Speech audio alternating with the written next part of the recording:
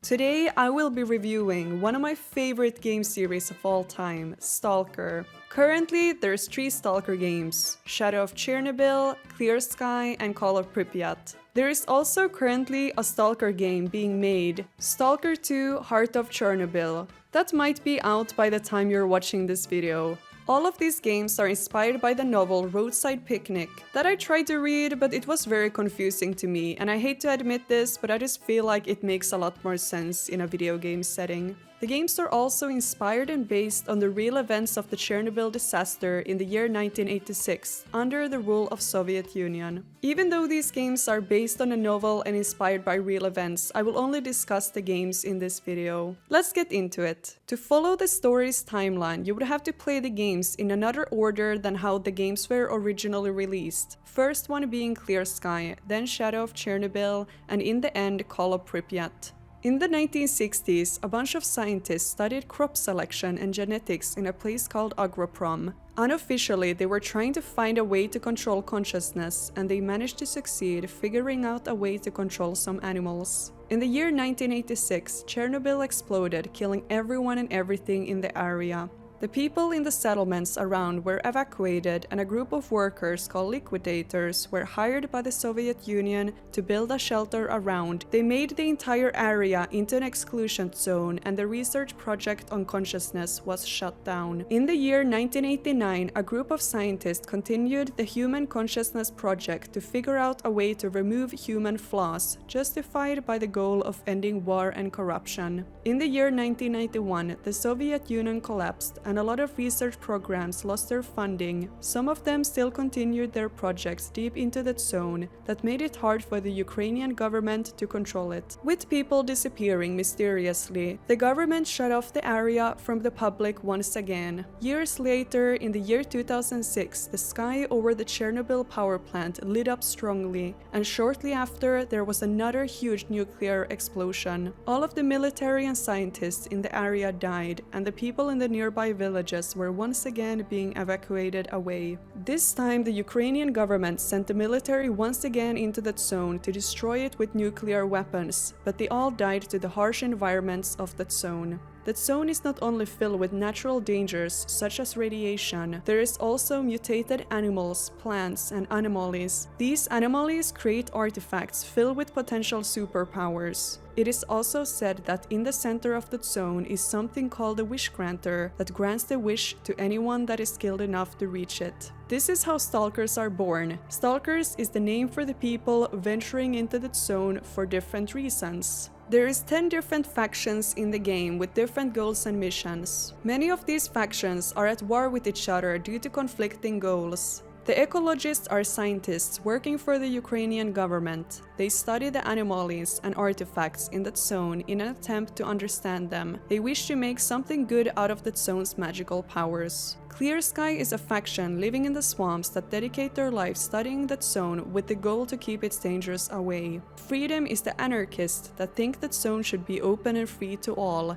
Even in a military setting, they refer to each other as bros, and they are even free to drink and smoke marijuana. Duty are the protectors of civilians and believes destroying that zone is the way to order and safety. They have a much more strict and organized military setting compared to Freedom. They do not tolerate any substances, and they refer to each other by rank. Loners are neutral stalkers who doesn't define with any of the factions. They mainly live off looting and hunting artifacts in that zone without any specific missions in life. Mercenaries are the hitmen of that zone, working for the highest payer, doing assassinations, retrievals, and bodyguarding. Monoliths are fanatical stalkers who will defend that zone to their last breath. They worship the powers of that zone, and they dedicate their entire life stopping anyone trying to reach the wish granter. Military has been sent into that zone to prevent the powers and the secrets of that zone from falling into the wrong hands. Renegades are the dangerous outcasts of the zone that has formed a gang of their own in a place called the Red Forest. And at last, bandits. Bandits are criminals and outlaws that with force take what they can from others. The story of the games begin in the second game Clear Sky that plays out in the year 2011.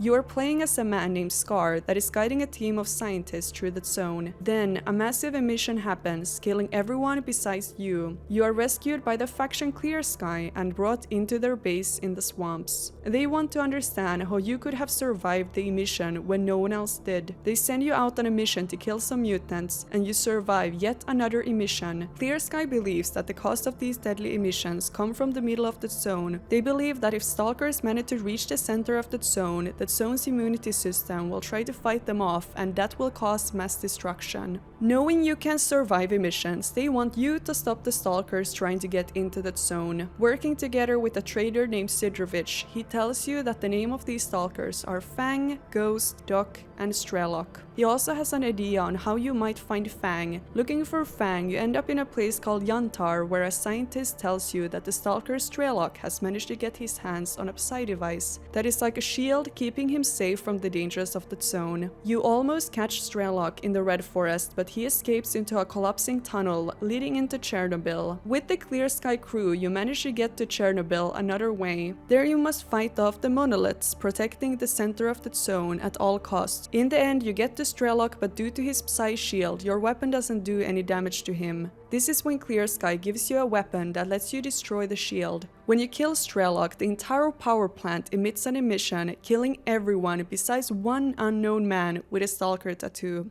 This is when the first game, Shadow of Chernobyl, begins. The man with the Stalker tattoo is being brought out of that zone in a truck with a bunch of corpses. He is rescued by a man and wakes up on the table of the trader Sidrovich. He has no clue who he is, but he finds a clue on his PDA device that he's on a mission to kill someone named S.T.A.L.K.E.R. This is the guy you will be playing as. You get the nickname Marked One from your Stalker tattoo, and due to you not knowing who you are. Working for Sidrovich, you found out that S.T.A.L.K.E.R was one of the first to reach the Chernobyl power plant in the center of the zone, and that there is a thing called a Wish Granter. The Wish Granter is said to give any man skilled enough to reach it anything he wants. The problem is that you need to figure out a way to get past the Brain Scorcher, protecting that zone to get there. While on the mission to figure out a way to get past the Brain Scorcher and finding S.T.A.L.K.E.R, you have flashbacks where you can see S.T.A.L.K.E.R making himself into the center of that zone. Eventually, you figure out that you are S.T.A.L.K.E.R.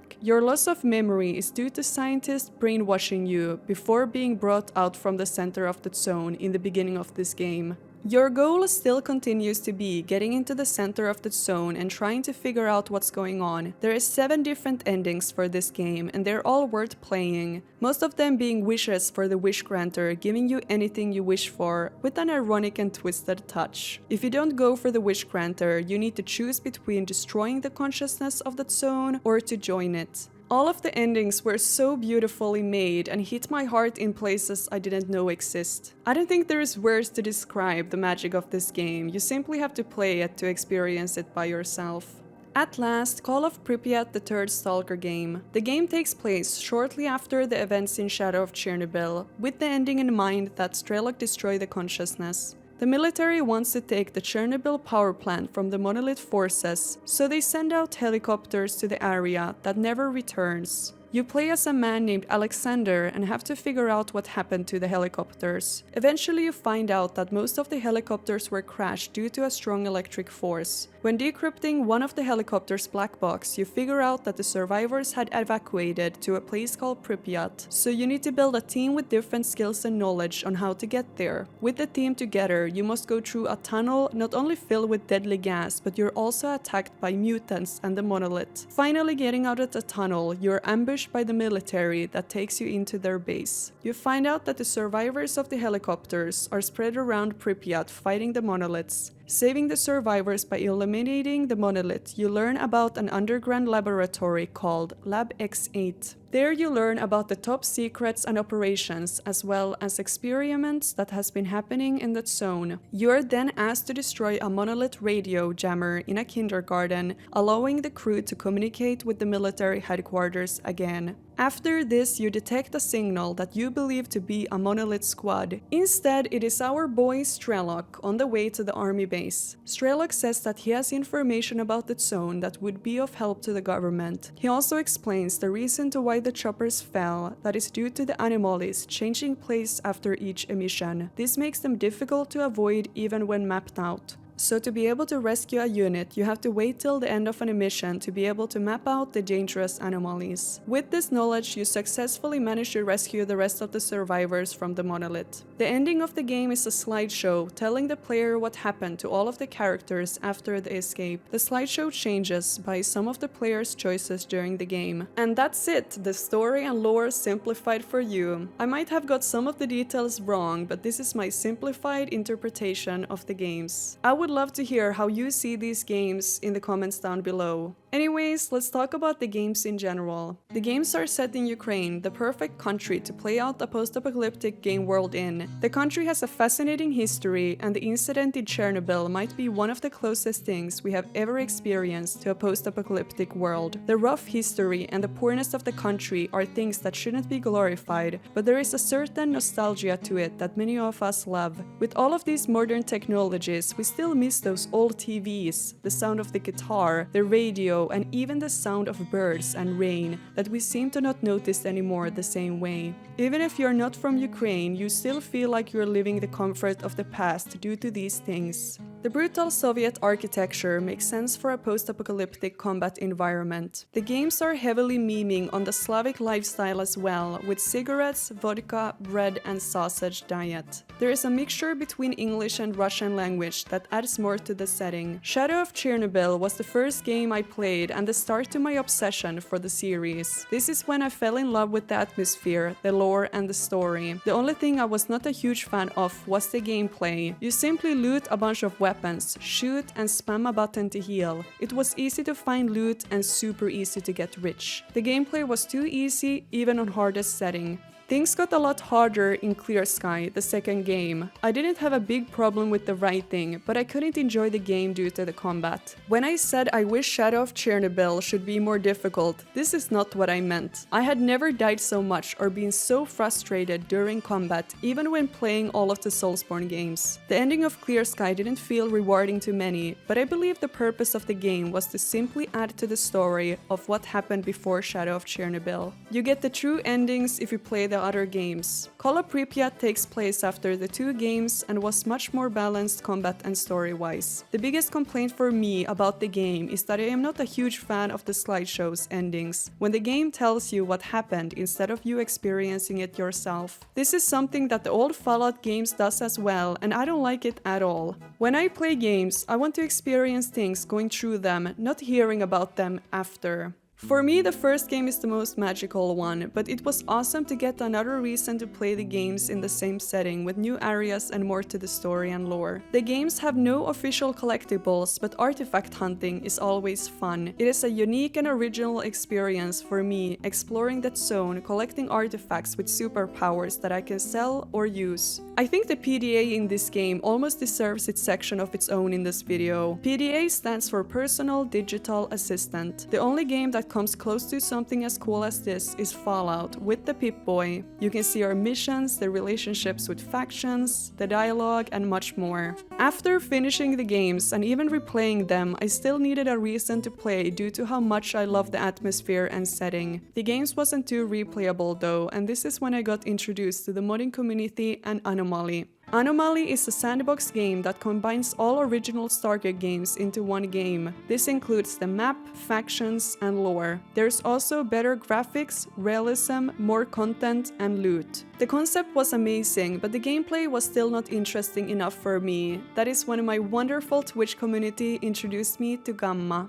If I could only play one game for the rest of my life, this is the game. It is set in my favorite setting and the gameplay never gets boring. At first it was extremely frustrating trying to learn how to play it due to it being complicated, but once I learned the system, that is exactly what kept me playing. The entire mod pack goes out on surviving by cooking, trading, looting, crafting, and repairing. You can't loot or buy fully working weapons, so you need to repair broken ones by finding parts and tools specifically made for the weapons you choose to repair. You can make whatever you want out of the game, but I guess the main goal is to get your character as good gear as possible so you can survive easier and travel deeper into that zone. These mod packages are completely free, but I think it's fair to buy at least the 3 main games to support the Ukrainian game developers. There is many different challenges in that zone depending on what game or mod pack you play. The hostile factions are depending on the faction you play as. The easiest factions to play are the neutral ones. Some of the factions simply are against everyone, for example the bandits. The scariest enemy in that zone are the mutated animals. There is many different mutants in that zone that you need to figure out how to kill. The dogs and the snorks being the most scary ones due to them being so fast. The anomalies are almost invisible energy fields that will make you explode if you walk into them. You can avoid them by throwing bolts to see where they are. The emissions are powerful storms exploding from within that zone that forces you to hide inside of a safe place to not die.